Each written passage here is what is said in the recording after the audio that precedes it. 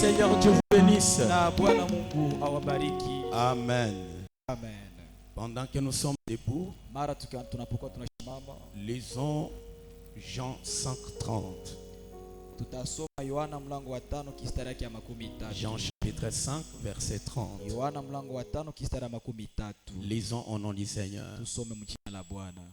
Je ne puis rien faire de moi-même, selon que j'attends, je juge, et mon jugement est juste, parce que je ne cherche pas ma volonté, mais la volonté de celui qui m'a envoyé. Amen. Mimi siwezi kufanya kitu kwa uwezo wangu mwenyewe. Mimi ninahukumu kama ninavyosikia kutoka kwa Baba, nayo hukumu yangu ni ya haki. Nia yangu si kufanya nipendavyo mwenyewe, bali apendavyo yule aliyenituma. Amina. Tuombe. Notre Dieu, Seigneur Jésus-Christ, merci pour ce soir. Nous nous mettons à toi, nous nous soumettons à toi, nous nous abandonnons à toi. Nous te demandons, Seigneur Dieu Tout-Puissant, que ta grâce puisse se manifester sur nous ce soir. Que le Saint-Esprit puisse nous parler et se révéler à nous et nous dévoiler ta volonté. Au nom de Jésus-Christ. Amen. Que le Seigneur Dieu vous bénisse. Amen, amen. Amen. Nous sommes dans la joie d'être dans la maison du Seigneur. Nous sommes en train de parler de la volonté de Dieu. Amen. Amen. Et que nous devons chercher la volonté de Dieu dans tout ce que nous faisons. Le Seigneur Jésus, comme nous venons de le lire, il dit, je ne puis rien faire de moi-même. Selon ce que j'entends, je juge. Amen. Amen. Donc lui, il ne pouvait rien faire selon son propre jugement ou selon son propre entendement. Il dit parce que je ne cherche pas ma volonté, mais la volonté de celui qui m'a envoyé. Que le Seigneur Dieu vous bénisse. Donc tel que nous sommes là, nous ne pouvons pas seulement mettre en avant notre propre jugement, notre propre entendement des choses, parce que nous ne sommes pas venus ici sur la terre pour faire notre volonté. Que Dieu vous bénisse. Mais pour faire la volonté de celui qui nous a mis ici. Il y a une raison pour laquelle nous sommes nés. Madame me dit ceci, que dans la naissance naturelle, il y a un mystère. Ce mystère s'appelle élection. Il y a 1 million de semences qui sortent du Père et qui se dirigent vers la mère. Et Dieu doit choisir une semence parmi les 1 million. C'est comme ça que Fabanam en 1965 a prêché ce message 1 sur 1 million. Et donc quand Dieu nous a choisi parmi les 1 million de semences, il avait un but derrière cela. C'était que quand nous allons être sur la terre, nous ne puissions pas faire notre volonté, mais que nous fassions sa volonté à lui. Et Jésus, en naissant sur la terre, il est né sous un mandat. Et ce mandat-là était le mandat du Père. Et il devait l'accomplir. C'est pourquoi il dit, je ne puis rien faire de moi-même selon ce que j'attends. Non, non, ce n'est pas que je comprends que ça doit être comme ça. Et puis je fais cela. J'attends que les choses soient de cette manière. Et je fais cela. Non, Jésus n'a pas vécu de cette manière. Parce qu'il savait qu'il y a quelqu'un qui l'a amené ici. C'est comme quand vous êtes engagé Dans une entreprise, vous n'êtes pas censé faire votre volonté. Parfois dans votre entendement des choses, vous pouviez juger que les choses puissent se faire de cette manière. Mais vous n'êtes pas le patron de cette entreprise. L'entreprise a établi un règlement. L'entreprise a établi les procédures. Et vous devez agir selon ces procédures. Parce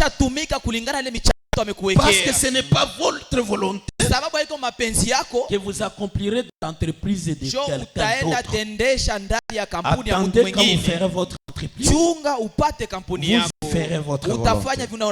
Et nous aussi ici sur la terre, nous sommes dans l'entreprise de Dieu. Il nous a amenés ici pour un but. Chacun a un rôle à jouer.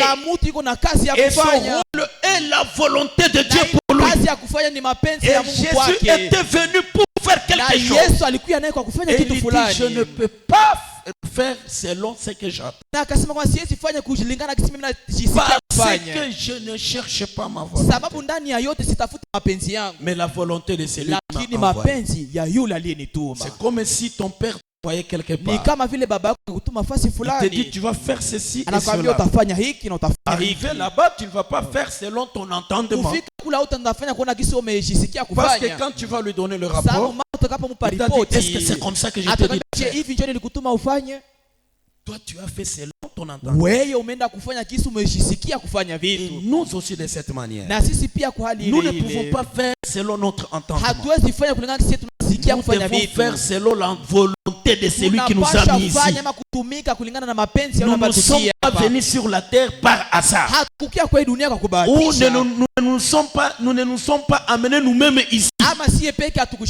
Quelqu'un nous a mis ici. C'est quelqu'un-là, c'est le Seigneur Dieu. Dieu le Père a décidé que nous puissions naître et que nous soyons ici. Ici sur cette terre, nous devons accomplir sa volonté. Que le Seigneur Dieu vous bénisse. Alléluia. Nous devons chercher cette volonté. Et c'est ce que faisait le Seigneur Jésus. Chercher la volonté de Dieu. Disons ce que Frère Branham dit ici. Dans le message, la voix de Dieu qui a été frayée pour nous.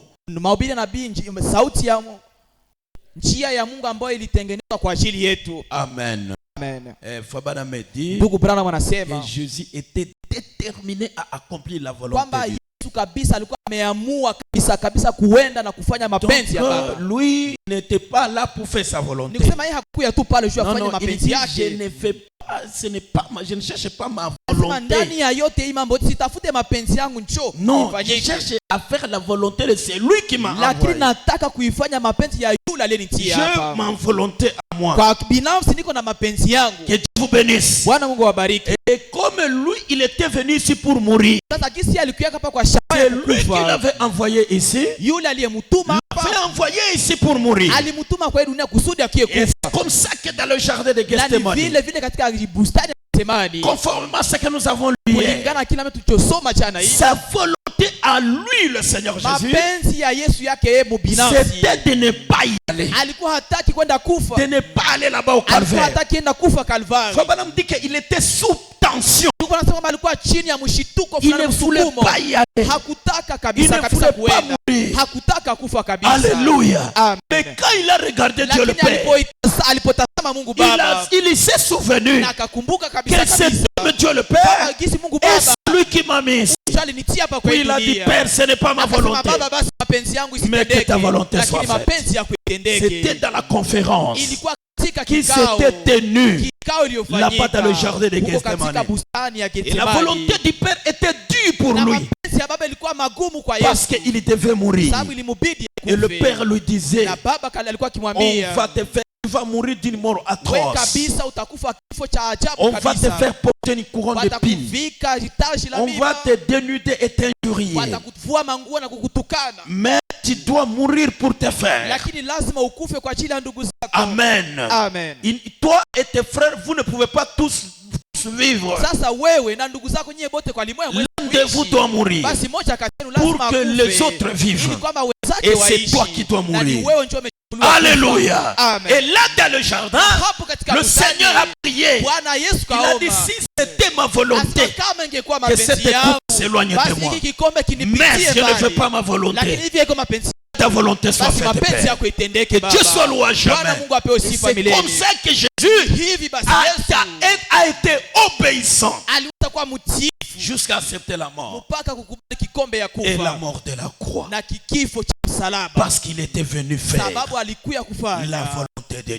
mapenzi ya Mungu. Donc mes bien-aimés frères et Sema sœurs, wapendwa ndugu nous zangu, ne sommes pas seulement ici par hasard. hatuko tu hapa kwa kubahatisha. Nous ne sommes pas seulement ici pour être Hatuko ici. tu hapa juu Non, non, non, non, non, non, non. Hapana, Nous ne hapana pouvons kabisa. pas faire les choses selon notre entendement. Hatuwezi kufanya vitu kulingana na Nous sisi tunasikia devons les kuvifanya. faire Tunapasha selon kuvifanya la volonté du kulingana Père. na mapenzi ya Baba. Dieu soit loué à Bwana jamais. Mungu apewe sifa Il faut milele. pas dire que la Na volonté ndugu Bwana de Dieu anasema c'est un kwamba mystère. mapenzi ya Mungu ni siri. Alors lisons ici dans la voix de Dieu Tusome qui hapa a été katika frayé pour nous. mahubiri ya nabii mchia ambayo ilitengenezwa kwa ajili yetu. Prêché en septembre 52. Hubiriwa mwezi wa kenda mwaka Nous 52. sommes au paragraphe 150. Kwenye kistari 151. dit, j'ai dit, regardez ça madame. Asema niliweza kusema nikasema utazama kwanza hii Il mwanamke. était un homme, c'est vrai. Alikuwa ni mwanaume kabisa. Amen. Amen.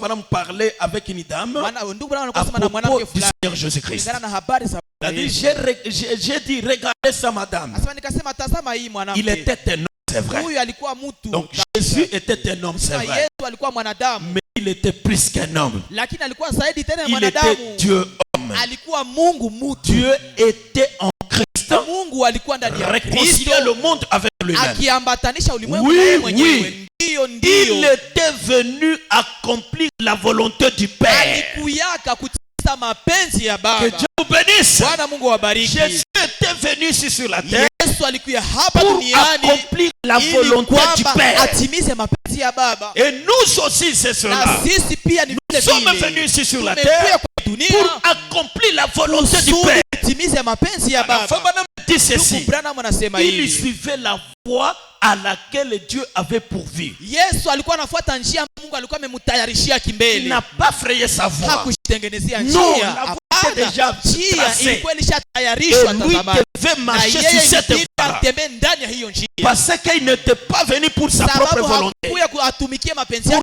Non, je ne veux pas cette voie. Je veux seulement cette fois-ci. Et il se met sur cette voie-là.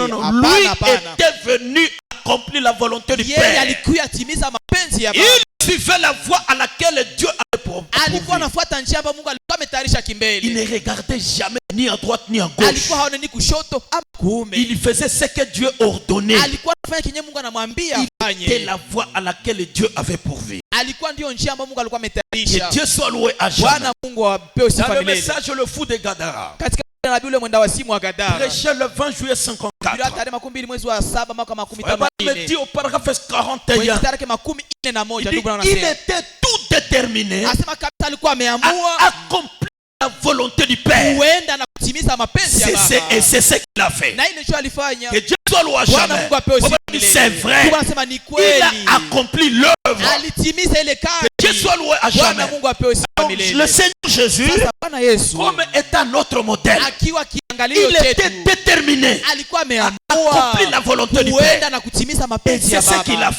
Na njoo Kenya Que Dieu alifanya. soit loué à Bwana jamais. Mungu apewe sifa milele. Puis nous, vous et moi, Sasa mimi na nous wewe allons être taxés des saints exaltés, taitwa watakatifu wanaojifiringisha, fanatiques, washupavu wa de dini, fous, wenye de wazimu tout le reste. na mabaki mengine. Nous allons être taxés de tout ce à quoi on peut penser. Wanaweza kutupakala majina zote zile Mais wanayotaka nous kutupatia. avons un motif. Lakini tuko na shabaha C'est fulani. d'être déterminé Ni kuweza à kuamua accomplir la volonté du kuenda Père na kutimiza et à mapenzi ya nous y Baba. accrocher. Tufungane nayo mpaka C'est mwisho. vrai. Ile ni kweli Que le kabisa. monde dise ce qu'il veut, Ulimwengu useme c'est son wanataka. affaire. Ni vyabo kule. Mais nous avons une seule chose à Lakini tuko na faire, kitu moja c'est kufanya. d'obéir Ni à Dieu. kulitii Mungu, kutii. Alléluia. Amen. Comme Dieu a dit Jinsi tu Mungu que nous alisema. devons aller à l'église, Tunapaswa enda à la réunion kukanisa. du soir. Kwa kila Un enfant de Dieu mtoto ya doit Mungu être déterminé anapasha amua et doit kabisa. s'accrocher Anapasha à fungamana. accomplir cette volonté volonté là. Parce qu'il n'est pas venu ici pour faire sa volonté. Il est venu sur la terre pour faire la volonté de celui qui lui a envoyé ici. Comme le Seigneur Jésus, nous devons être déterminés. Amen. Cela doit être notre seul motif. Mais nous avons un motif. C'est d'être déterminé à accomplir la volonté du Père, à nous y accrocher. Nous devons avoir cette détermination que moi, comme le Père veut que je puisse prêcher, je vais prêcher. Comme le Père veut que je puisse aller toujours à la réunion de mon église, je vais aller. Alléluia. Et dans cet âge du temps, le Seigneur Dieu est venu sous forme de William Branham. Et il a dit aux gens sa volonté sur chaque chose. Il nous a dit sa volonté sur les réunions de l'église, sa volonté sur le mariage et le divorce, sa volonté sur toutes choses, sa volonté sur comment étudier, sur comment travailler. Il nous a donné toute sa volonté. C'est un autre devoir d'être déterminé à accomplir cela. Qui autre va accomplir cela si ce ne sont pas nous? Si Jésus n'accomplissait pas cela, l'humanité resterait perdue. Mais il était déterminé. Comme le Père veut, je puisse faire ceci, je vais faire ceci. Que Dieu soit loué à jamais. Alléluia. Alléluia. Le message de l'heure ne peut pas avoir l'honneur si nous ne sommes pas déterminés à amener l'honneur au message. C'est nous qui devons le faire. C'est la volonté du Père. C'est notre motif. Notre seul motif que nous devons avoir. Que Dieu soit loué à jamais. Que Dieu soit loué à jamais. Mais nous avons un seul motif.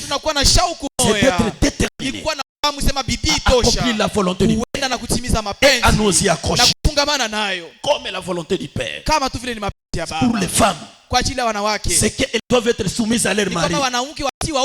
Une femme chrétienne doit être déterminée à accomplir cette volonté-là et à s'y accrocher. Comme la volonté du Père pour les femmes, c'est de porter les habits longs, les habits de sang, et de ne pas couper les cheveux.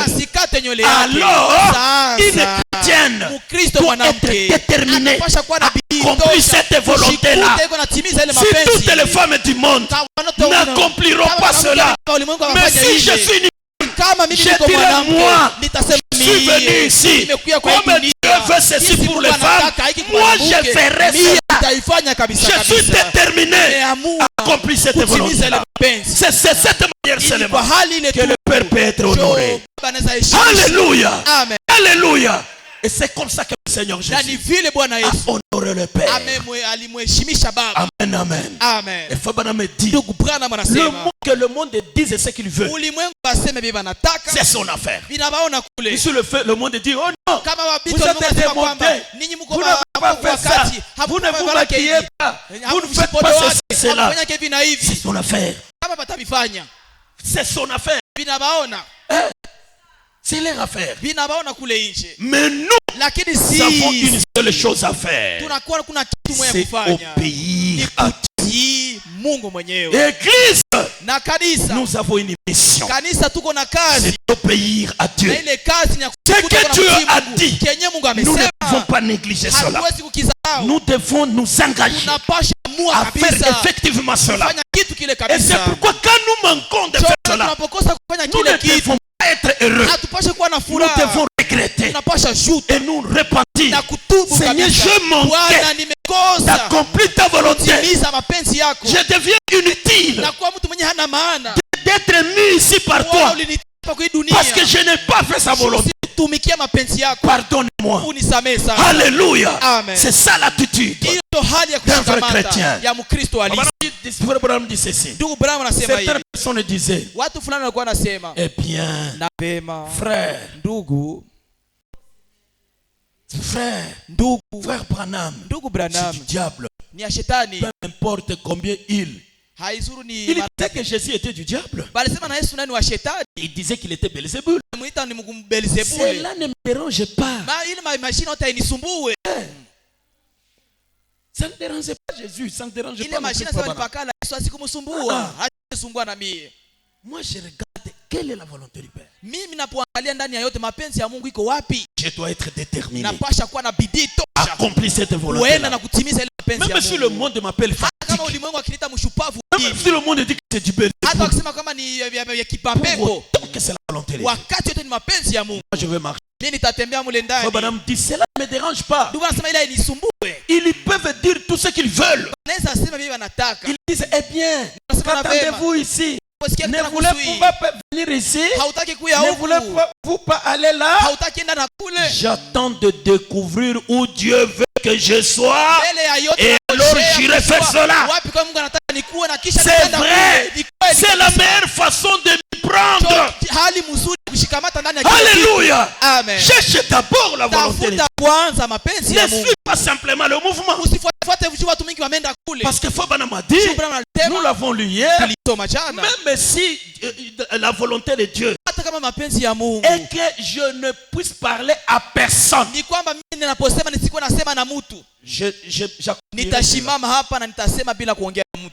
Amen. Amen. Au lieu de parler à 10 000 personnes chaque soir, tout en étant en dehors de ça. Que Dieu soit loué. Alléluia. Amen. Amen, amen. Alors, la volonté de Dieu, comme c'est un mystère, Dieu a révélé ce mystère. Et frère Branham dit, la volonté de Dieu, c'est sa parole.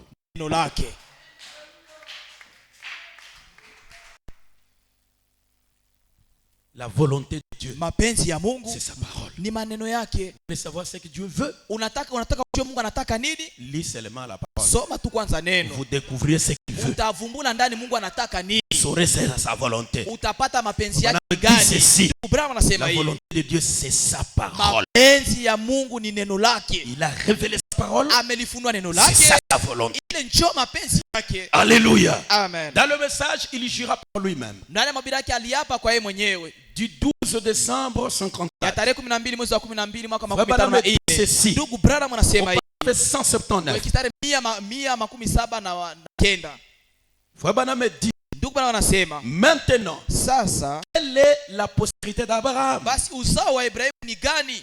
Qui est celui qui tient ceci d'une manière ferme?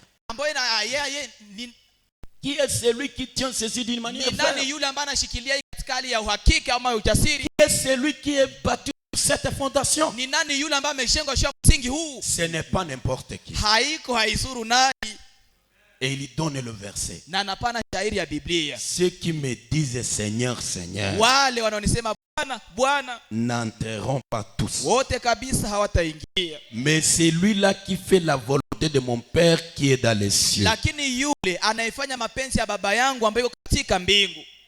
Amen. Amen. C'est la fin du verset. Et voici la volonté de Dieu. Voici sa parole. Amen. Amen. Seul wale, c'est lui qui fait la volonté du Père. Ama wale ama yule anafanya mapenzi ya baba yangu. Et c'est lui qui entre. Njoo yeye ambaye ataingia. Pas tout le monde qui dit Seigneur, Seigneur. Ce sont ceux-là qui font la volonté de Dieu. Et voici la volonté de Dieu. Voici sa parole. C'est ça la volonté de Dieu. Donc, ne n'entreront pas que ceux qui font ce que dans la parole dit. Même si ils sont 1 million, s'ils ne font pas ce que dit la parole, Ils se mettent dans la médisance lorsque la parole a dit ne médisez pas. Banajifanya timu ya kufanya usengaji ya kusengenya chakuwa neno nasema msisengenye. Comme ils n'accomplissent pas la volonté de la parole, kama vile kitu panekala pale na habatimize mapenzi ya ils neno, n'entreront pas. hawataingia. Que Dieu vous bénisse. Bwana Mungu awabariki. Faut pas dire ceci. Ndugu bwana wanasema Il hivi. va le dire très clairement ici. Ataisema waziwazi hapa Dans le chini. message 1 sur 1 million. Katika ujumbe moja juu ya milioni moja. Prêché le 24 avril Ilihubiriwa 65. tarehe 14 mwezi wa 4. Nous avons lu une citation hier. Nilisoma jana mtasho fulani. On dit que la volonté de Dieu est un mystère. Kwenye Bwana kusema mapenzi ya Mungu Et que par conséquent ce n'est pas une simple chose. na kwamba kisi imekuwa siri, haiko kitu cha reja. Amen. Amen. Ce n'est pas une simple chose. Haiko kitu cha reja kabisa. Voilà qu'en 65 il revient. Ona gisi tena huko katika mwaka 65 anarudia Le kusema ile 24 kitu. avril 65. Tarehe 14 mwezi wa 4 mwaka 65. Paragraphe 48 dans 1 sur 1 million. Katika Il prend le verset là que nous avons lié. arudilie ile shairi ambayo Il dit tulisoma. permettez-moi de vous donner quelque chose de choquant. Anaambia sasa mniruhusu niwapatie kitu fulani cha kitawakwaza kidogo. Vous voyez? Mnaona? Il donne le verset. Anapana ile Ce shairi. ne sont pas tous ceux qui me disent Seigneur, Seigneur qui entreront. Haiko wale wote wanaosema Bwana Bwana ndio watakaoingia. Mais c'est lui qui fait la volonté de mon Père. Lakini yule anayefanya mapenzi ya baba yangu. Sa volonté, Mapenzi yake c'est sa parole. ni neno lake. Que Dieu soit jamais. Bwana Mungu apewe sifa Sa milele. volonté, c'est sa parole. Mapenzi yake ni neno Donc, lake. on n'entrera pas parce que le Hautaingia. pasteur a dit que vous allez entrer. Mchungaji wako alikwambia utaingia. Non, non. Hapana. Ou on n'entrera pas Kama parce hautaingia. que tous vos amis ont dit Shuba rafiki yako bote walisema kabisa. toi tu es un fils de Dieu. Wewe kabisa kwa kuona Ce kwa mwana wa n'est pas Mungu. comme ça que tu Haiko entreras. vile cho utaingia. Tu n'entreras pas parce que tu Hautaingia. es populaire dans les réseaux sociaux. Hautaingia shu unavuma Tu kumitandao ya n'entreras Facebook. pas. Tu Hautaingia. entreras seulement Utaingia tu. quand tu fais Wakati unapokutanika huko unafanya la volonté du Père. mapenzi ya baba. Quand tu connais, Hapana wakati unashua mapenzi ya baba. tu connais que Unashua Père kwamba fait ceci. baba anataka Mais tu hiki ne fais pas ça. lakini hauifanye. C'est pourquoi, Njoo kwa maana même quand tu enseignes comme je suis en train d'enseigner là, kwa wakati uko nafundisha hapa. ce n'est pas ça qui doit faire que j'entre. Haiko njoo inapasha nifanya juu niko na Ce napasha qui doit ingie. faire que j'entre, Kinachonifasha C'est kuingia accomplir ce que je suis en train d'enseigner. kuta niko na naishi vyenye niko kufundisha. Alléluia. Amen. C'est pourquoi faut madame Njoo disait, ndugu bwana tu wanasema, veux vos propres prédications. muishi mahubiri zenu nyewe wenyewe. Que Amen. Dieu vous bénisse. Amen. Parce que nous entrerons Sababu que watakaoingia c'est lui qui fait yule anayefanya la volonté de mon Père. mapenzi ya baba yangu. Amen. Amen. Et dans notre génération ici, Na ndani ya kizazi yetu hapa sasa, les gens connaissent la parole. batu kweli banashua neno. Ils font toute la journée postant les citations. Mchana mzima anatia mitajo na mitajo na mitajo Mais kupatia n'en vivent yake. aucune. Lakini mwile mitajo yote hakuna hata moja anaishi. On n'entrera pas parce qu'on connaît la volonté de Hakutaingia Dieu. ndani ya ufalme shu tunajua vitu vya Mungu ama mapenzi ya Mungu. Au contraire, Kinyume ya ile. qu'est-ce qu'il appelle l'uniquité? Ndugu bwana nini chanzo uovu? Il dit l'uniquité, Sema uovu. c'est de connaître la vérité Kushua et kweli. de ne pas la Na faire. kisha haunakatala uishi. Il dit c'est pourquoi la Bible dit. Nasema njoo kwa maana Biblia Beaucoup de gens ilisema. viendront Watu wengi watakuya. et diront Seigneur, Sema Seigneur, Bwana. n'avons-nous pas fait de miracles à Je ton nom? hatukufanya miujiza mshina. N'avons-nous pas fait ceci à ton nom? Hatukufanya hivi kwa jina lako. Et je leur dirai, Na kisha mimi nitabambia. restez dehors, Mubakie kule nje. vous ouvriez de l'iniquité. Mtumishi ya uovu. Il faut madame dire, l'ouvrier de l'iniquité, Sema ule mtumishi ya c'est celui uovu. qui connaît la volonté Yule ambaye de anajua Dieu, mapenzi ya Mungu ni mais qui ne gani l'accomplit pas. na kisha anakatala kuitumikia. Que Dieu vous bénisse. Bwana Mungu Que awabariki. Dieu vous bénisse. Bwana Mungu awabariki. Les autres, eux, ne connaissent pas ça. Wengine kwa bashia mapenzi ya Mungu ni gani? Mais l'ouvrier de l'iniquité connaît, Lakini huyu mtumishi wa uovu anajua ni mapenzi mais ya Mungu ni il ne fait nini. pas. Lakini hataki kuifanya. Que Dieu vous bénisse. Bwana Mungu Nous awabariki. connaissons tous Sie bote tunajua qu'il faut aller à l'église. kwamba inatubidi kwenda kukanisa. Mais nous nous prenons comme nous voulons. Lakini tunaanza shikamata kitu tunashisikia.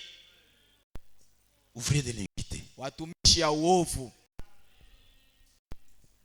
Sa volonté, c'est sa parole. Mapenzi yake ni neno lake. Donc, on ne peut pas seulement nous prêcher. Habazi tuhubiri, banatuhubiri na Et wanatuhubiri. nous ne vivons pas ça. Na kisha tuishi ile Nous, les mahubiri yote. prédicateurs, nous ne vivons pas nos Sema prédications. mahubiri hatuishi mahubiri wanahubiri. Non, les gens qui nous écoutent ne vivent pas ces Watu prédications. wanasikia mahubiri zetu na baishi vile vile tunabaambia. Ça devient sans valeur. Vinakuwa vitu vyenye vina maana hata kidogo. On va changer des sujets et des sujets. Tutabadilisha masomo za mahubiri na Et nous masomo ne vivons mengine. rien. Na muvyote kumwisho hakuna kitu tunaishi. Nous ratons de faire la volonté de Dieu. Pale tumeswata kutimiza mapenzi ya Parce que la Mungu. volonté de Dieu, c'est Sababu sa parole. mapenzi ya Mungu ni maneno yake. C'est ça la volonté de Dieu. Ile njo mapenzi ya Bien-aimés Mungu. frères, Pendwa ndugu, dirons garde. tufanye angalisho. Dieu nous Mungu demandera des comptes. atatuuliza hesabu. Qu'as-tu fait Ulifanya nini de tout ce que tu as entendu? na yote ambayo usikia kwa masikio yako. Que Dieu vous bénisse. Bwana Mungu awabariki. Faut bien me dire, permettez-moi de vous dire quelque chose de choquant. Ndio anasimama uniruhusu niseme kitu fulani cha kuwaumiza kidogo. Vous voyez, Mnaona? ce ne sont pas tous ceux qui me disent Seigneur, Seigneur qui entreront. Haiko wale watasema Bwana, Bwana njoo watakaoingia. Mais c'est lui qui fait la volonté de mon Père. Yule anayefanya mapenzi ya Sa Baba yake. volonté, Mapenzi c'est sa yake parole. ni neno lake. Voilà, c'est révélé. Ona imefunuliwa.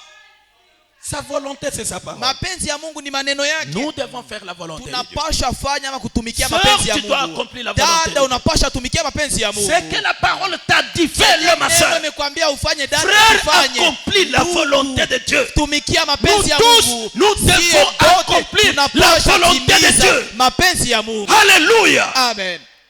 Nous aurons échoué de notre passage sur la terre Tutakuwa tumeshindwa na wakati tulipitisha hapa kwa si nous dunia. n'accomplissons pas la Kama volonté mwile du yote Père. hatukutumikia mapenzi ya Moïse Baba. est à la gloire Musa leo katika parce que utukufu. dans sa vie, il a Sababu mu accompli maisha la volonté du yake Père. alitumikia mapenzi ya William Baba. Branham, William dans Branham toute sa vie, il a ndani ya accompli maisha la volonté du yake yote Père. alitumikia mapenzi Le ya Père Baba. a voulu qu'il ne boive pas, Alitaka kwamba asikuje qu'il ne fume pombe, pas, asivute et qu'il ne sigara, suive pas son corps. chafue mwili William wake. Branham William Marion a Branham accompli cette volonté-là. alitimiza hiyo Que mapenzi ya Dieu soit Baba. loué à jamais. Bwana Mungu apewe Et sifa Dieu milele. veut que nous puissions être Anataka na purs sie tukuwe wasafi. pour être l'habitation du Ili Saint-Esprit. tuweze kuwa makao ya Roho Nous devons Mtakatifu. accomplir la volonté Tunapasha du Père. timiza mapenzi ya Baba. Nous devons accomplir la volonté du Tunapasha Père. kutimiza mapenzi ya La Baba. volonté du Père, c'est sa parole. Mapenzi ya Baba ni neno Nous ne lake. pouvons pas simplement être là comme ça. Hatuwezi kuwa tu Non, tuko non, non, hapa non, tuko non. bure, Nous hapana. devons accomplir la volonté du Père. Tunapasha kuwa tukatumikia mapenzi ya Frère Baba. Branham dit Ndugu ceci. Branham anasema hivi. Amen. Amen. Nous descendons ici. Tunashuka hapa Amen. Pour lire dans le filtre d'un homme qui réfléchit. katika mahubiri ya nabii Shujio la mtu mwenye busara. Nous sommes le 22 août Kwa tarehe 65. 12 mwezi wa Papa 8 nous mwaka a trop 16. parlé de cette Makumi volonté 65. après l'ouverture des sceaux. Ndugu Branham alisema habari za hii mapenzi ya Mungu kisha kufunuliwa hata kwa Parce que les mihuri. sceaux sont la volonté de Dieu Sababu mihuri ni qui mapenzi ya était Mungu. cachée. Yenyewe alikuwa ameficha Et zamani. Dieu a révélé cela. Lakini leo Mungu amekuja Et il y kuifunua. a un peuple que Dieu a appelé Na kuko taifa yenye Mungu pour ameita pouvoir vivre cela. kusudi waishi ile Et kitu. nous échouons à le faire. Na sisi tunashindwa kuifanya. Et c'est pitoyable Na pour ni nous. jambo la ole sana Nous devons kabisa. accomplir la volonté du Tunapasha Père. timiza mapenzi ya Nous Mungu. étions avec Jésus dans l'éternité. Tulikuwa na Yesu katika Nous umilele. étions avec Branham dans Tulikuwa na l'éternité. Branham katika Lorsque umilele. Dieu fondait ce Wakati mystère, Mungu alikuwa akitengeneza hii nous siri. allons le voir le dimanche. Tutaishifuza siku ya Dieu Jumapili. parle du mystère prédestiné Mungu anazungumzia juu ya siri de sa iliyoteuliwa. volonté. Na utashi C'est un wake. mystère qu'il avait prédestiné. Siri yenye Il aliteua avait kibele. arrêté cette volonté-là Alishatiaka yeye avant la mapenzi fondation kule du mbele monde. kuweka misingi ya Et il a ulimwengu. préétabli Na alishimika les vitu gens qui mbele. doivent vivre cela. Na watu ambao wanapaswa Jésus kuishi est vile venu, vitu. il a vécu sa Yesu volonté. alikuja akatumikia La mapenzi volonté yake. du Père, Mapenzi ya Baba. là avant la fondation du Pale monde, mbele kuweka c'est misingi ya que ulimwengu. l'agneau Kila ambacho mwana kondoo que Jésus était Yesu alikuwa ule mwana devait kondoo être immolé. ilibidi Et achinjwe déjà kabisa. là avant la fondation du Na monde, mbele kuweka misingi ya l'agneau ulimwengu. a été immolé. Mwana kondoo Et kibele quand alichinjwa. Jésus est venu, Na Yesu alikuja. il ne pouvait pas échapper. Angekwepa kabisa. Il a dit, Alisema, Père, Baba, je vais faire ta volonté. tafanya mapenzi Que yako. ta volonté soit Mapenzi faite. yako basi Que itendeke. Dieu soit loué à Bwana jamais. Mungu apewe sifa Et milele. nous aussi, Na siye là-bas pia, dans l'éternité, kule ndani ya umilele, nous étions élus tuliteuliwa dans son amour ndani ya upendo pour wake accomplir kusudi sa tutumikize volonté. mapenzi Et il yake. nous a mis côté des adorateurs katika sehemu ya wale waabudu pour le temps de la fin. kwa ajili ya siku za Que c'est mwisho. nous qui devrions chanter. Maintenant, Maintenant, quand on dit chantons, toi tu ne chantes pas. Tu ne veux pas accomplir la volonté de Dieu. timiza mapenzi ya Mungu. Tu ne fais pas. Tu es là Hautaki. comme ça. Huko tu pana Comme unaheshimia. un petit prêtre. Kama vile kasisi tu fulani wa Kikatolika. Tu es là comme ça. Unaheshimia sana. Tu te respectes comme ça. Unaheshimia tu Tu sana accomplis hivi. ta volonté. Hauko natimiza mapenzi. Ça c'est ta volonté à toi. Mais ici, lakini Dieu hapa ndani ya veut neno que ceux qui l'adorent l'adorent en chantant et qu'ils battent les mains. Et s'ils ont les pieds, qu'ils les battent par terre. C'est ce que Dieu veut. Mais toi tu ne veux pas ça. Lakini wewe hautaki Toi tu veux ta kuifanya. volonté. Wewe unataka Et ta mapenzi yako volonté, ifanyike. ce sont les autres qui vont chanter. Mapenzi yako pengine sio Ce sont les baimbe. autres qui vont battre les mains. Pengine sio watapiga Toi non. mikono. Mimi hapana. Accomplis ta volonté. Fanya Mais mapenzi tu yako. n'entreras pas. Lakini kuingia Parce que utaingia. n'entreront que celui qui Wataingia fait peke yao, wale la wanafanya volonté du Père. mapenzi ya Baba. Alléluia. Les 7 tonnerres Ngurumo ont saba été révélés pour qu'il y ait un peuple Kwa kila qui puisse taifa chanter des cantiques Utaweza nouveaux kumwimbia Mungu et adorer na celui kusifu. qui a pris le Yule livre ambaye amekamata et kitabu amener l'honneur à na l'agneau. kuletea sifa mwana kondoo. Et toi tu te mets de côté. Na wewe hautaki Tu unashikia ne veux pembeni. pas être sur cette liste-là. Hautaki kuwa katika orodha ya Moi wale je vais watu. rester sur la liste Mimi là. nitabaki kwenye Et orodha ile quelqu'un watu d'autre va wata- rester sur cette Na liste mwingine là. atabaki kwenye Quand toi orodha tu ne ile. chanteras pas, nous on va Wakati wewe chanter. hautaimba, mimi Nous on naimba. va louer l'agneau. Il est digne d'avoir pris le livre et de rompre les 7 sceaux. Jamhuri yake Que saba. Dieu soit loué à jamais. Bwana sifa Nous milele. sommes là Tuko hapa pour accomplir la volonté du kutimiza Père. mapenzi ya Baba. Que à Goma, Hapa Goma, on sache bashue qu'il y a un kwamba peuple qui taifa est venu du ciel limeshuka toka pour mbinguni accomplir kwa la kutimiza volonté de mapenzi Dieu. ya Baba. Que Dieu soit loué à Bwana jamais. Mungu apewe sifa Que milele. Dieu soit loué à jamais. Bwana Mungu apewe sifa Et faut pas milele. n'améti. Na ndugu Branham Dans le anasema filtre d'un homme qui katika réfléchit. shikio la mtu mwenye busara. Prêchez le 22 août Tarehe 65. 12 mwezi wa 8 mwaka 65. Au paragraphe 203. Kwa kistari 203. Il dit, Père, il est en train de prier. Hapa iko naomba. Permets que nos désirs Asema uruhusu kwamba haja zetu parviennent jusqu'à toi. zikufikie tu wewe Baba. Père. Baba. Et qu'ainsi, Na hivi basi nous soyons pleinement rassasiés. tuweze kushibishwa sana Car kwa sababu nous voulons voir le désir d'un homme. Nous voulons avoir le désir d'un homme juste. tunataka kuwa na haja ya huyu mtu mwenye haki. Et l'homme juste Na mtu mwenye haki était Jésus-Christ. alikuwa ni Yesu Kristo. Et son désir Na haja yake kubwa était de faire la volonté du Père, ilikuwa ni kwamba akuiko nafanya mapenzi ya Baba qui était la parole. yenye ilikuwa ni neno. Amen. Voilà la prière de l'homme de Dieu. Ona maombi ya mtumishi wa Mungu. Il dit, Père. Asema Baba, Et ainsi, na hivi basi il dit, permets que nos désirs uruhusu basi haja zetu parviennent jusqu'à toi. zikufikie tu kwenye huko. Et qu'ainsi, nous soyons pleinement Na rassasiés. hivi basi tufikie kushibishwa sana Car kwa sababu nous voulons avoir le désir d'un homme juste. tunataka tukuwe na ile haja ya mtu mwenye haki. C'est ça le désir que nous voulons Ile avoir. ndio haja ya ndani ya mioyo yetu Le tunataka tukuwe désir nayo. d'un homme juste. Haja ya mtu mwenye Et haki. qui est cet homme juste? Basi ule mtu mwenye haki ni Et l'homme nani? juste était Na Jésus-Christ. mtu mwenye haki alikuwa ni Bwana Yesu. Quel était son désir? Basi haja yake ilikuwa gani? Faire la volonté du Père, Kufanya mapenzi ya Baba. qui était la Na parole. ile mapenzi ya Baba ilikuwa ni C'est neno ce que lake. nous voulons aussi Na avoir. hicho tunataka na sisi Avoir ce kwetu. désir-là. Kuwa na ile Et haja. je désire faire la volonté du Na Père. tunakuwa na hamu ya kufanya mapenzi C'est ya le désir Baba. de l'homme Ni juste. haja ya mtu mwenye Que haki. moi, le frère Moucha, Kwamba mimi je ndugu veux Musha ce désir-là. nataka hii haja. Je désire Nakuwa na avoir hamu ya ce kuwa désir que Jésus ile avait. haja ambayo Yesu alikuwa de ne faire nayo que la volonté ya du kushikuta kwa tunafanya mapenzi ya Car Baba. nous voulons avoir le désir d'un homme Sasa juste. tunataka tukuwe na haja ya mtu mwenye Et l'homme haki. juste Na était mtu mwenye Jésus-Christ. haki alikuwa ni Bwana Et son Yesu. désir Na haja yake était de faire la volonté ilikuwa ni du Père, kwamba akuiko nafanya qui mapenzi ya Baba. était la parole. Na mapenzi ya Et Baba il dit, ilikuwa ni neno. accorde-le nous, Asema Père. Baba Et utuchalie c'est ma nayo. prière aussi ce soir. Maombi yetu na Mungu Oh Dieu, magharibi ya leo. accorde-nous Mungu d'avoir ce tuchalie. désir-là. Kuna hii haja Accorde kabisa. aux sœurs. Chalia badada. Accorde aux Achalia frères. bandugu. D'avoir ce Waweze désir-là. kuwa na hii Chaque jour qui se réveille. Kila siku sana Oh nakumbuka. Seigneur, Halo, Baba. Je veux accomplir ta volonté dans la journée d'aujourd'hui. C'est que toi tu as dit dans ta parole. Comme le soleil se lève, que je vive cela, que je fasse cela tout au long de la journée. Cela est mon désir. Accorde-le nous, Père. Nous te le demandons à son nom. Amen. Que Dieu soit loué à jamais. Alléluia.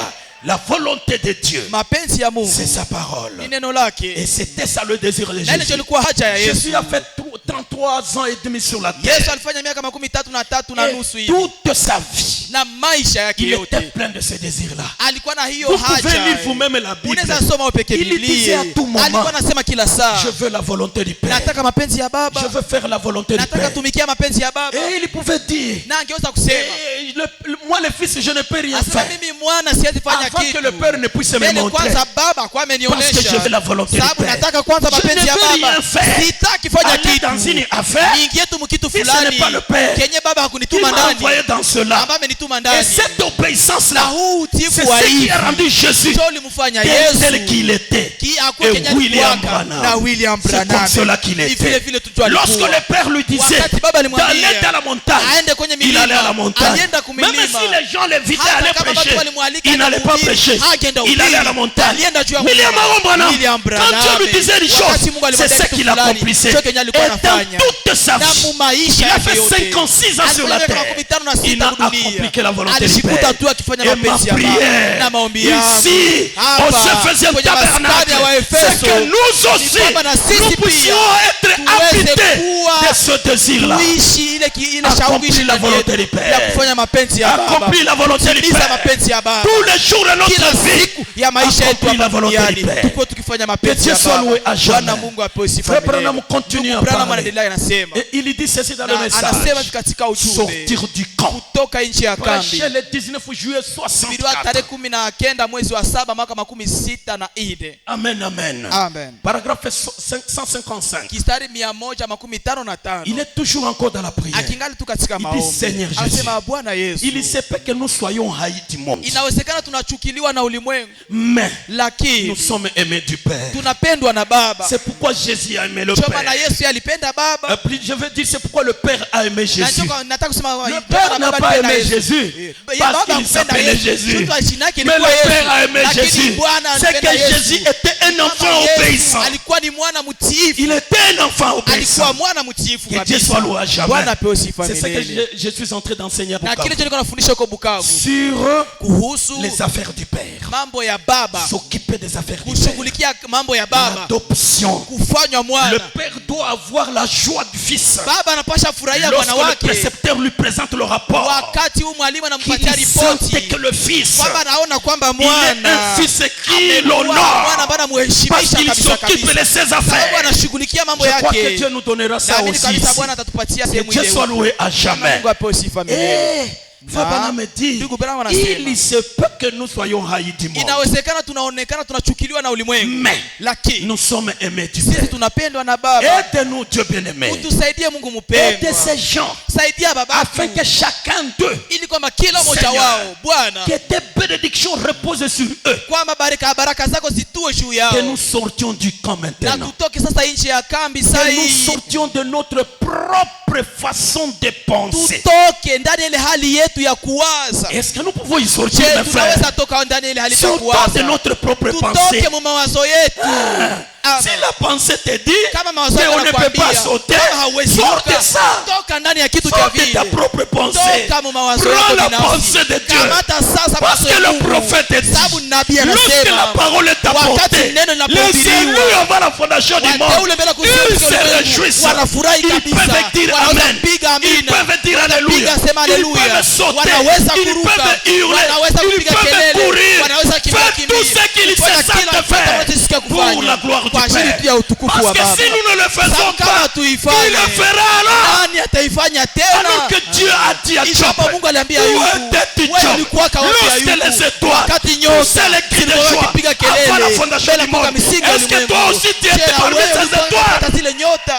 C'est maintenant le moment. Saa hii njoo imefika Parce qu'à sasa. l'ouverture Sasa kufunguliwa kwa du mihuri. troisième sceau, Kwa ule muhuri wa Dieu tatu. a dit à William Branham Ukamwambia William que Branham. quand les mystères Wakati sont siri révélés, ziko cela zinafunuliwa. devient du Ile vin. inakuwa Et ce vinyo. vin-là, Na huo mvinyo lorsqu'on le wakati boit, c'est unapoikunywa. vin de la révélation. Lorsqu'on le boit, on Unapoikunywa. est stimulé. Unastemka. Alléluia. Amen. Que Dieu soit loué. Bwana Mungu apewe sifa Oh, milele. gloire à l'éternel. Utukufu kwa Le Mungu. troisième sceau Na ni muhuri wa a tatu. révélé une Ilifunua. création de joie sur la terre. Ilifunua furaha ya ajabu Comme on duniani. dit, c'est une création des ivrognes. Ilikuwa ni uumbaji ya walevi. Des gens ivres. Watu bakulewa. Des gens fous. Watu wenye ruka na akili. C'est pourquoi il a Choma na prêché en alihubiri 64 katika mambo makubwa na l'original. ile ya Il halisi. dit si moi je suis fou de Christ. Anasema mimi Et niko mwenda toi tu wazimu wa es de Yesu. qui? Na uko mwenda wazimu wa Toi, tu es nani? fou de qui? Wewe uko mwenda wazimu wa Parce nani? que Sababu je tu ne me contrôle pas. Je n'utilise pas mon intelligence. Situmikishe Je tena n'ai akili pas zangu. de raison. Sina Je n'ai akili. pas de sens. Sina hisi Je suis tena. seulement poussé Ndio tunasukuma par la stimulation nasukuma na huo que m'a donné le vin nouveau. ambao Et le vin nouveau, na c'est mvinyo la parole mpya révélée. neno Que lilofunuliwa. Dieu soit loué à Bwana apewe jamais. sifa milele. Alléluia. Amen. Que Dieu soit loué à jamais. Que nous sortions du camp maintenant. Tutoke sasa nchi ya kambi. Que nous sortions de notre propre façon de penser. Tutoke ndani ya ile hali yetu kisi Que nous tunawazaka. agissions Tuanze en kutenda fonction de la pensée de Dieu. kulingana na kisi mawazo ya Mungu iko. Est-ce que vous suivez cela? Je, tuko pa munafuata Bwana ile. est en train de Tuko prier. Branham iko naomba. Que nous sortions Anasema kwamba tutoke ndani ya ile kama Quel est ce uwanja. camp-là? Ule uwanja ni uwanja notre gani? propre façon de penser. Uwanja wa kisi sisi tunawazaka. Sortons de ce camp-là. Tutoke mwele La kiwanja. prédication c'est sortir du camp. Mahubiri ni kutoka nchi ya Alors kambi. notre camp là, Sasa kambi yetu notre ama camp kiwanja d'honneur, yetu. notre camp de confort, kambi yetu ya notre kuheshimia camp de regarder à gauche et à droite, ya kuangalia kushoto na pour que kuume. les enfants ne me voient pas Tu crier. watoto basinione niko nalalamika Et que les lalamika enfants hapa. ne me voient pas Batoto danser. basinione nikicheza Les enfants cheza. ne me voient pas Batoto basinione hurler. nikilalamika Sors de lalamika. ce camp là. Toka katika ile kambi. Alléluia. Amen. Que nous sortions de notre propre façon de penser. Tutoke mwele hali yetu ya gisi sisi Que tunawazaka. nous agissions Na tuanze kutenda en sasa fonction de la pensée de kulingamana Dieu. na mawazo ya Mungu gisi inasema. Alléluia. Amen. Quelle est la pensée de Dieu? Mawazo ya Mungu ni Frère Branham gani? dit, Ndugu Branham la anasema parole neno est une pensée exprimée. neno wazo La ilosifasiriwa pensée de Dieu wazo la est Mungu venue chez Branham. ilikuya kwa Branham Branham l'a exprimé. na Branham Elle est devenue amelituelezea la parole. limegeuka kuwa Nous neno. devons agir Tunapasha selon cette kushikamata pensée de jinsi Dieu ile wazo qui a lisema été exprimée lenye limetamkwa par leo William Branham. kupitia William Et il Branham. continue à Na parler anaendelea que kusema nous agissions en fonction de la pensée de Dieu. tushikamata kulingana kisi wazo la Mungu La linasema. Bible dit ceci. Biblia inasema hivi Que la pensée qui était en Christ kwamba lile wazo lilikuwa ndani ya Kristo soit en vous. likuwe ndani yenu. Amen. Alléluia. Que la pensée qui était en Kwamba Christ lile wazo lilikuwa ndani ya Kristo soit en vous. likuwe ndani yenu. Alors, Sasa pale pensons ces pensées à sasa lui tuwaze mawazo yake yeye et non selon notre propre na façon hapana na de kulingana na kisi penser. hali yetu siye tunawazaka. Alléluia. Amen. Pensons ces pensées à lui Tuwaze mawazo yake et yeye non notre propre façon de penser. na hapana ile hali yetu ya kuwaza, Parce que sababu tu la plupart du temps, mambo wakati nous sommes mingi dans l'erreur. tunashikutaka tuko mu makosa. Quand ce sont nos pensées à Sisi sisi tu nous-mêmes, tunawaza siye peke. souvent nous sommes dans Mara mingi l'erreur. tunakuwa ndani ya Ce que nous kosa. avons pensé Yenye tuliwaza n'était pas toujours vrai. havikukuwa ncho vya C'est kweli. pourquoi Cho kwa ayons les maana pensées qui étaient en kuwe na Christ. mawazo yalikuwa ndani ya Kristo. Alléluia. Amen. Ayons les pensées qui étaient en Christ. Iweni na mawazo yalikuwa ndani ya Et Paul Kristo. dit dans Na Philippiens, Paulo anasema katika Wafilipi, ayons les pensées qui étaient en Christ. iweni na mawazo yalikuwa ndani ya Lui Kristo. qui existant en forme de Dieu Yeye ambaye aliishi kama vile Mungu, n'a pas regardé comme une proie à arracher, hakuona kama vile ni mkate ama ya kujinyang'anyia, d'être égal à Dieu kuona kama wamemfanya kuwa Mais sawa sawa il na s'est Mungu, humilié lui-même. lakini alijinyenyekeza jusqu'à la mort. mpaka kwenye Et même kifo, jusqu'à la mort na de hata la kwenye croix. kifo cha La msalaba. pensée de Christ, Wazo la Kristo c'était de s'humilier. ilikuwa ni Oh, kujishusha. que Dieu soit loué à Lo, jamais. basi Mungu Il y a apewe beaucoup sifa de prédications milele. que j'ai déjà prêchées Kuna à mahubiri Bukavu. mingi ambayo nimeshahubiri Je hapo voudrais aussi Bukavu. vous les apporter. Ningelipenda kabisa na On a niyalete parlé hapa. de l'humilité. Tutazungumzia Que unyenyekevu. Dieu soit loué à jamais. Amen. L'humilité, c'est Dieu. Unyenyekevu ni Madame Mungu dit, tu. on ne répond pas toujours à toutes choses. Tuwasa kama haushibiaki kila kitu Et kiwa Madame nakuletea. dit, les grands hommes, les grands hommes Anasema kama watu ne wakubwa répondent pas aux critiques. habashibi yake masengenyo wanayowatupia et à toutes ces choses-là. na kwa kila mambo yote ambayo wanaweza C'est kusikia. pourquoi Jésus ne répondait pas. Na cho kwa maana anasema Yesu naye hakuwa anashibia. Alors ayez les pensées qui sont. Sasa iweni na mawazo ambayo ilikuwa ndani ya Kristo. Que Dieu soit loué à jamais. Amen. Il dit Jésus, quand on lui a injuré, il a gardé silence. Asema Yesu sawa alimtukana alinyamaza kimya. Mais toi, tu ne supportes pas. Lakini wewe hauvumili yake. Quand on a injuré par quelque chose qu'on a posté directement, wakati walikutukana ku WhatsApp na naona on tukana. répète toi aussi. Sawa na kurudishia na unarudisha ingine. Ça c'est ta pensée. Ile ni mawazo yako. Cette pensée n'était pas en Christ. Ile mawazo ya vile haikukuwa ndani ya Kristo. La pensée qui était en Christ. Mawazo ambayo ilikuwa ndani ya Kristo. Ndugu Bwana anasema hivi. Quand on est un grand homme, wakati wewe umekuwa mtu mkubwa, unashughulisha na vitu vikubwa. Na Yesu naye connaissait la mission, alishua kazi, la volonté du Père. Mapenzi ya Baba ilikuwa ni gani? Il devait beaucoup s'occuper de cela. Pour que le diable ne lui amène pas dans la distraction. Ili kwamba shetani asimusubase. Quand les gens venaient, le diable venait. Sasa shetani alikuwa anakuja. Sasa wewe uko mkubwa wa mapepo. Wewe uko kina kile. Na wewe ulifanya hiki. Na wewe. Na mitume zako. Na ulienda mnyumba makahaba. Il ne répondait pas. Hakukuwa na wategea hata masikio. Ndugu bwana anasema pour ne pas kusudi quitter la mission. Asiswate ama kukosa shabaha yake. La mission était tellement grande. Shabaha yake ilikuwa kubwa sana. Que lui était une grande personne. Kwa mtaka yeye alikuwa mtu mkubwa. Il ne devait pas s'occuper de ces petites choses. Hangeshughulisha na vitu vidogo vidogo. Il devait rester concentré. Alipasha bakia analenga macho yake kwenye shabaha. Nous avons une grande mission. Sisi tuko na shabaha kubwa. De vivre le message ya kuishi ujumbe hapa Goma. C'est ça notre mission. Ile ndio kazi yetu. Nous quitterons la terre un jour. Tutatoka kudunia siku moja. Mais il faut que Dieu lakini lazima rende témoignage. Atoe ushuhuda. Que j'ai envoyé mes enfants à Goma. Ils ont vécu là-bas en 2023 et ils m'ont honoré. Alléluia. Amen. Ils ne cherchaient rien d'autre que ma volonté. Ayons les pensées qui étaient en Christ. Alors pensons ces pensées à lui et non selon notre propre façon de penser. Parce que la plupart du temps nous sommes dans l'erreur. Alors pour être sûr, comme nous la plupart du temps nous sommes dans l'erreur, pour être sûr de ne pas être dans l'erreur, que ce soit sa pensée qui repose en nous, et sa pensée c'était de faire la volonté du Père, et la volonté du Père c'est sa parole promise. Alléluia. C'est ça qu'il faut faire. La parole des promesses. Malachie 4. C'est la parole des promesses. Je vous enverrai le prophète. Alors moi je dois être là pour faire ce que Malachie 4 dit. Amen. Amen. Là je serai sûr que je ne suis pas dans l'erreur. Parce que je suis dans la parole de promesse. Je suis en train de suivre ce que Luc 17:34. Amen. Amen. Ce n'est pas comme notre cinéma là. Haiko kama vile hii michezo yetu ya sinema. Mais c'est que Dieu dans la chair a dit tu ne fais rien de ça. Lakini venye Mungu ndani ya mwili alisema wewe uvitumiki. Je comprends que tu ne comprends pas. Naelewa tu kama hauchaelewa mzuri. Que Dieu soit loué à jamais. Bwana Mungu apewe sifa milele. Tu ne comprends pas. Wewe hauelewe. Comment tu as vu Dieu? Namna gani unaweza kuwa umeona Mungu devenir un homme amegeuka kuwa mtu? Et quand il parlait, na sana sema tu ne fais pas ça. Wewe hauishi bien nasema. Tu es dans le cinéma. Uko tu ndani ya michezo ya kuigiza. Ce sont les gens du cinéma. Ni watu wa michezo ya kuigiza qui se marient. Njoo mule tu michezo banaoana sans être mariés. Bila hata maisha ya kweli bakuwa wameoana.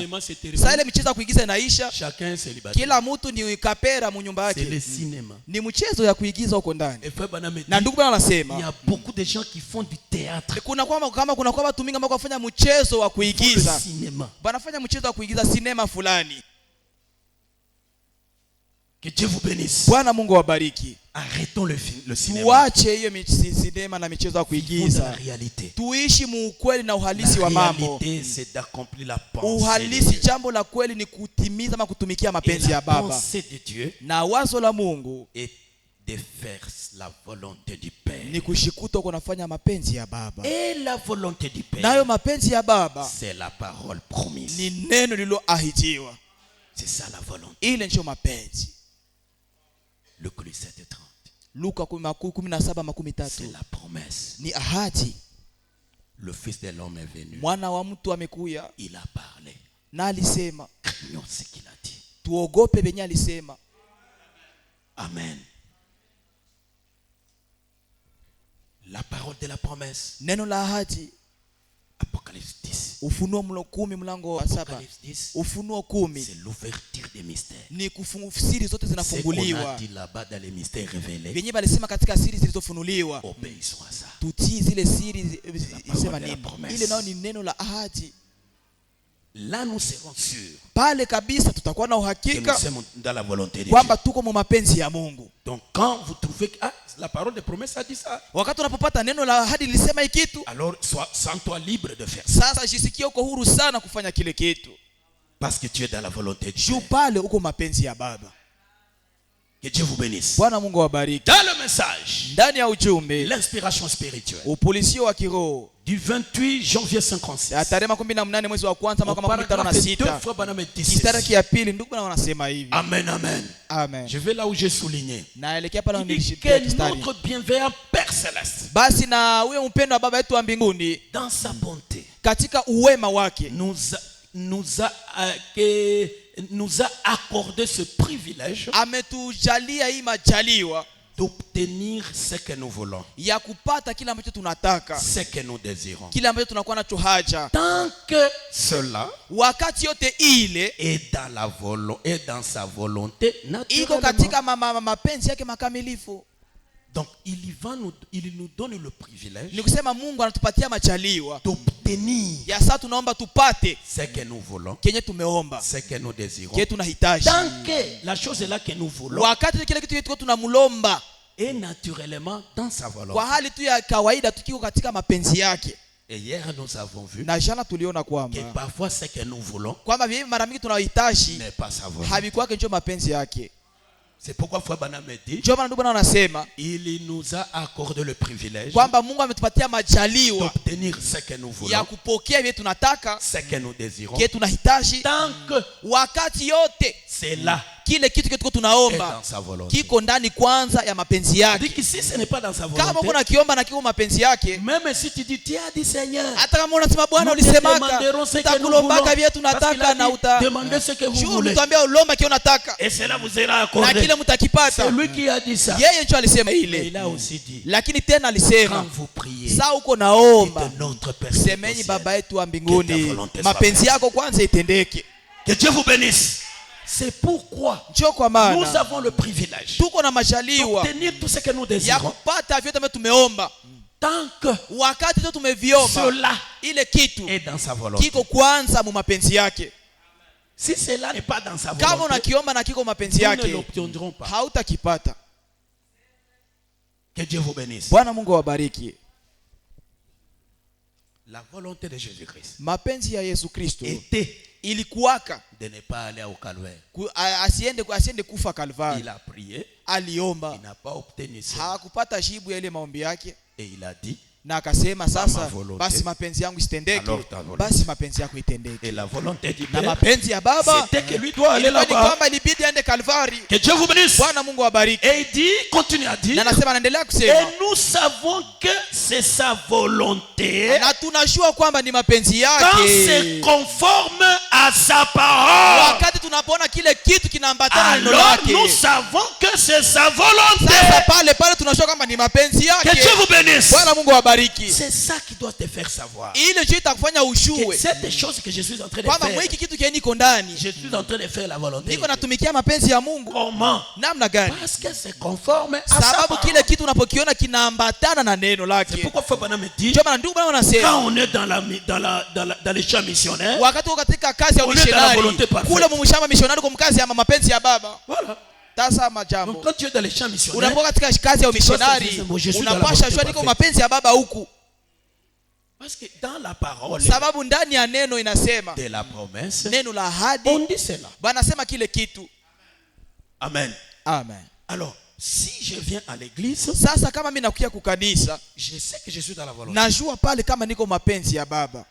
Amen. Amen. Donc là, je suis sûr. Hapa sasa niko na Je suis sûr d'aller à l'église. Kisi niko tu mwenye njia ya kuelekea kukanisa. L'ange de Dieu est avec Malaika wa Bwana hapa iko na Comment mimi. tu le sais, frère? Na unajua namna gani kama iko na wewe Parce ndugu? que c'est sa volonté. Sababu hii niko nafanya ni mapenzi yake. Parce que Frère Branham a dit, Sababu ndugu Bwana anasema, nous avons lu ça hier, tulisoma jana, lorsque vous acceptez la volonté, alisema kama Dieu unapoitika mapenzi ya envoie directement Baba, les anges pale Mungu anatuma pour vous malaika donner la force. kusudi akupatia bidii. Alléluia. Amen. Il dit quand Jésus Asema wakati Yesu a accepté, il a regardé le Père. alitazama Et il Baba a dit au Père, na akamwambia Baba, pas ma volonté, hapana mapenzi mais ta yangu, volonté à lakini toi. mapenzi yako Comme ta wewe. volonté c'est d'y Kisi aller, mapenzi yako ni kwenda je veux y kule, basi aller. mimi naenda Et kule. directement, Na pale les anges sont descendus. malaika Ils wakashuka lui ont na fortifié. wakamtia Et Jésus est bidii, descendu na Yesu akashuka mlimani du jardin de toka Gethsemane. hiyo Et il est allé là-bas. akaenda Et vous Kalvari. savez Na l'histoire. unajua Il historia a tout ilikuwa namna gani? supporté. Alivumilia kila Comment il a kikwazo. pu? Alifaulu C'était namna à cause gani? des anges. Ilikuwa ni sababu ya wale malaika Amen. Amen. Qui le soutenaient. waliomtia bidii. Je crois que Naamini tena tu ne peux pas kwamba dormir affamé hauwezi lala njala parce que tu es venu à sababu l'église. leo ulikuwa Je ukanisa. ne crois pas. Siamini que kile tu peux kitu dormir kama affamé. unaweza lala na Qui était njala. la volonté Uko parfaite. ndani ya mapenzi ya Parce makamilifu que ya la Mungu. parole de Dieu a Sababu dit, neno la Mungu lisema, ne vous abstenez pas de vos assemblées. usijitenge na kusanyiko Comme c'est zenu. l'habitude de tout le monde Kisi ni mila ya watu ou mingi de beaucoup de gens. ama ya idadi ya watu La mingi. parole de Dieu a Neno dit, la Mungu lisema quand les kwamba portes sont ouvertes, wakati milango iko venez. wazi, wewe kuya. Maintenant,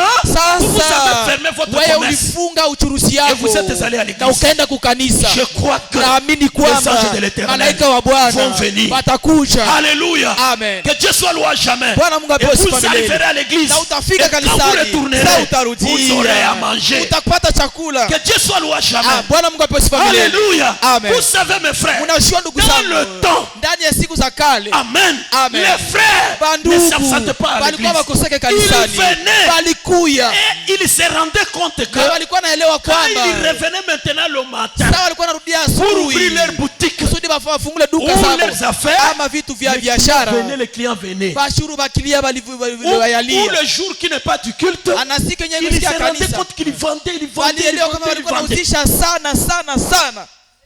Que Dieu soit loué à jamais. Bwana Mungu apewe sifa milele. Pourquoi? Kwa Parce nini? qu'il s'est préoccupé Sababu kwanza alishughulishwa de la volonté du na Père. mapenzi ya Baba.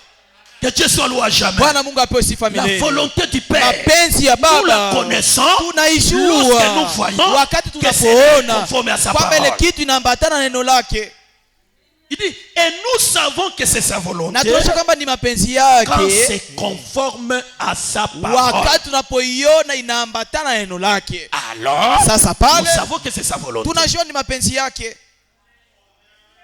Quand c'est conforme à sa parole. wakati Parce que inaambatana sa na neno. volonté, c'est sa parole. Sababu mapenzi Alors, yake ni toute neno chose qui lake. est conforme à sa Kila parole, kitu kinaambatana na neno c'est sa lake volonté. ni mapenzi yake. Avance. Songa mbele. Dieu va te soutenir. Kule mbele Mungu Il ne va pas atakushikilia. t'abandonner. Hata Que kuacha. Dieu soit loué à jamais. Amen.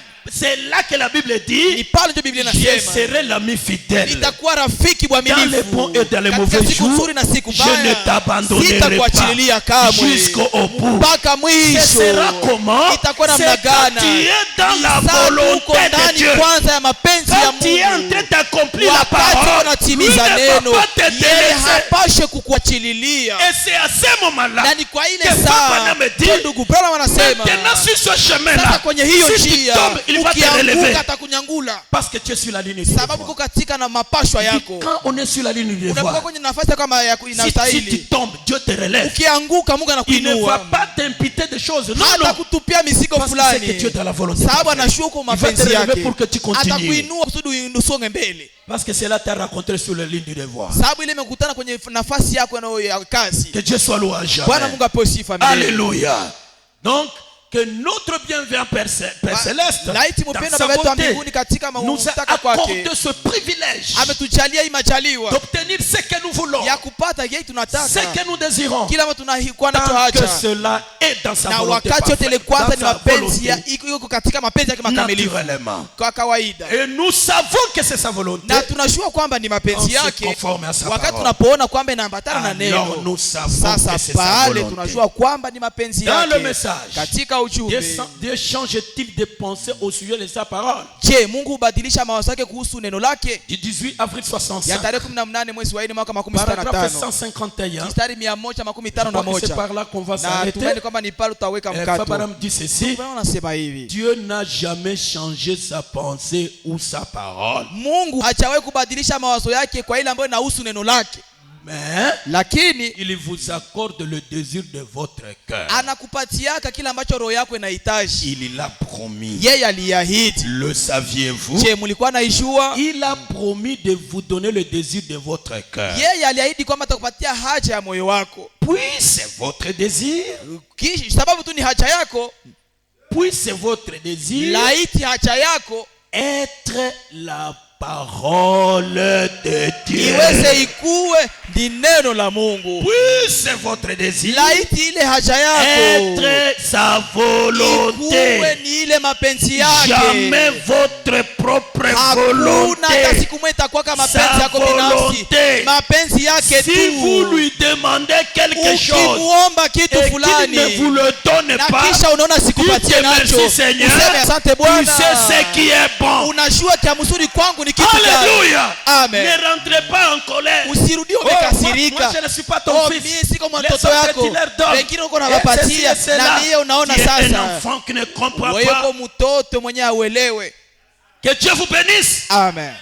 Il a promis de vous donner. Aliahidi Le kwamba désir de votre atawapatia ile ambayo haja niacha mioyo yenu. Alors désirez la parole. Sasa wewe ukihacha uko na tamaa ya kitu, tamania Puis c'est neno. votre désir être la Na parole. laiti basi ile shababu ningetaka kuona ikuwe ni Ne neno. désirez pas des choses qui ne sont pas la Sasa parole. nikusema usikuwe na haja ya vitu vyenye haviko neno la Mungu. Parce que tu ne les auras pas. Sababu ukivioma Dieu ne hautavipata. te les donnera Mungu pas. kabisa hata Il faut vikupatia. que ce soit dans la parole. Inabidi kwanza ukivioma vikuwe Si ça ndani ya se trouve neno. dans la Kama parole, viko muneno. comme c'est sa parole, Kristo ni neno il a lake. promis de vous donner le Aliahidi désir de kwamba votre atakupatia cœur. haja ya moyo Il wako. vous le donnera. Ataikupa Puis kabisa c'est kabisa. votre désir être sa volonté. Laiti haja yako iko ni mapenzi yake. Jamais votre propre volonté. Hapana mapenzi Sa yako binafsi. volonté. Mapenzi Et yake c'est tu. ça qui doit être notre Na prière. ile ndio inapasha kuwa Ça ombi doit être letu. le désir de chacun de nous. Maombi ya kila Seigneur, mmoja je wetu. désire ta volonté Bwana, nataka mapenzi dans mes yako affaires, ndani ya kazi dans mon yangu, foyer, ndani ya nyumba yangu, pour mes kwa enfants. watoto yangu.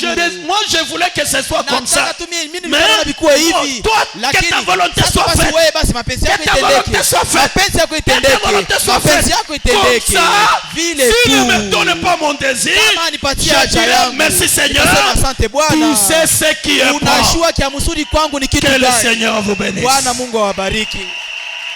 Alléluia. Que Dieu soit loué. Bwana Mungu apewe sifa pour la milele. Tutaweza donner. kusimama kwa ajili ya Alléluia. kumwabudu. Amen. Amen. Qu'il Amen. soit bon à ton service. Ni vema kumtumikia. Amen, amen. Amen. Seigneur, donne-moi ta volonté. Bwana unipe tu mapenzi yako. Amen, amen. Amen. Il fait bon à ton service.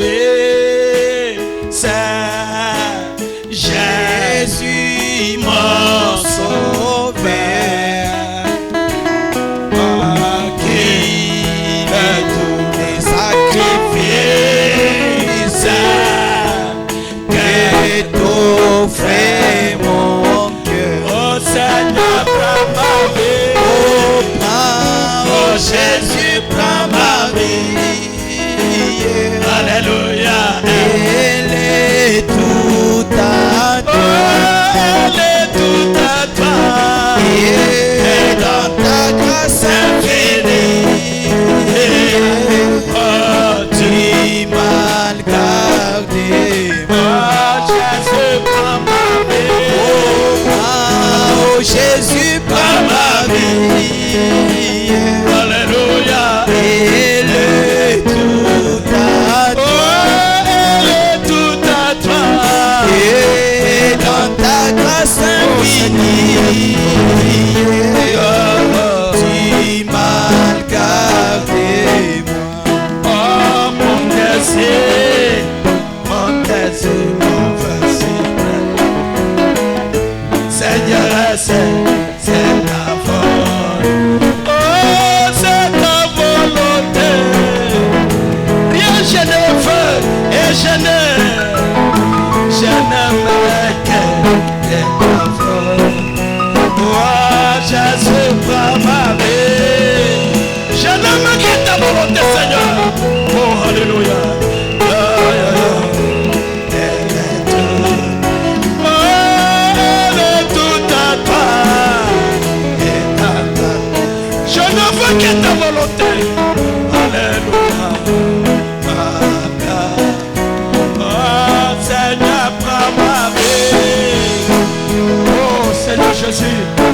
veux rien diriger de moi-même. Je fais ta volonté. Elle est toute. Jésus, elle est toute à toi. Tout mon programme, toutes mes démarches, c'est pour toi. Et ma garde. Oh mon désir, c'est ça mon désir, Seigneur. Et mon vœu suprême est ta volonté. Jésus, que ta volonté. Et je ne veux, et je ne mets que ta volonté. Oh Jésus, prends ma vie. Oh Jésus.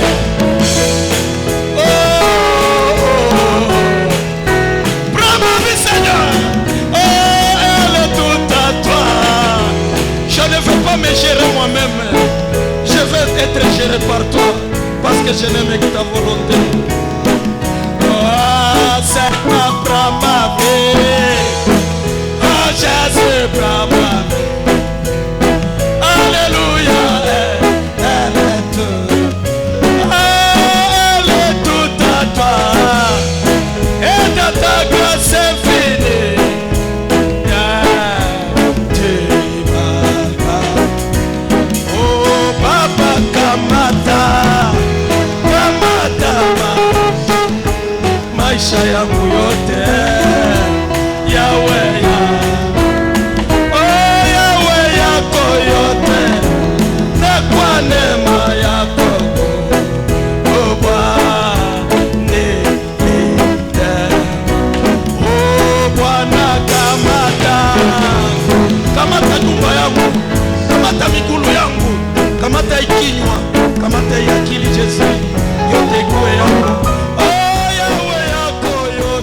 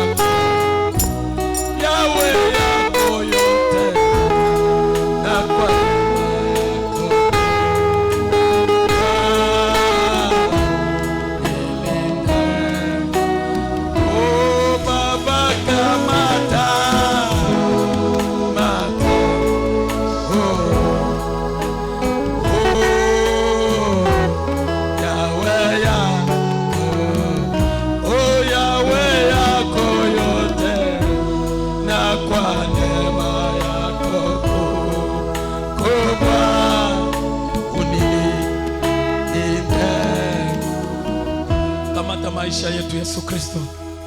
Hakuna yenye tunapenda tuchunge, hakuna yenye tunapenda tuongoze shie peke.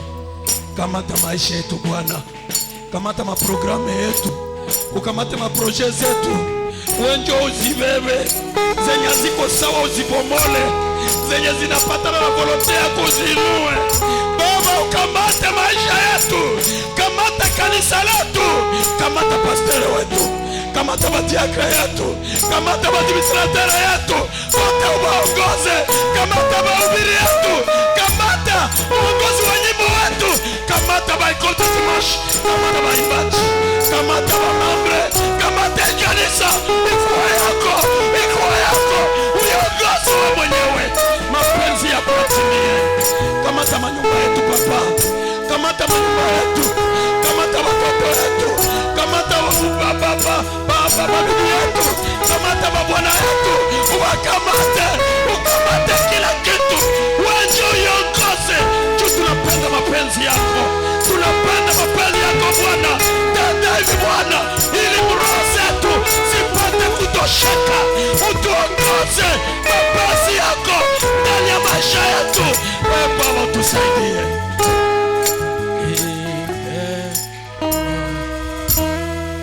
Tawala maisha yangu Bwana, tawala, tawala, tawala maisha yangu Bwana, tawala, tawala, oh tawala maisha yangu Bwana, tawala, tawala, tawala, oh Jésus, tawala kila kitu, oh tawala kanisa letu,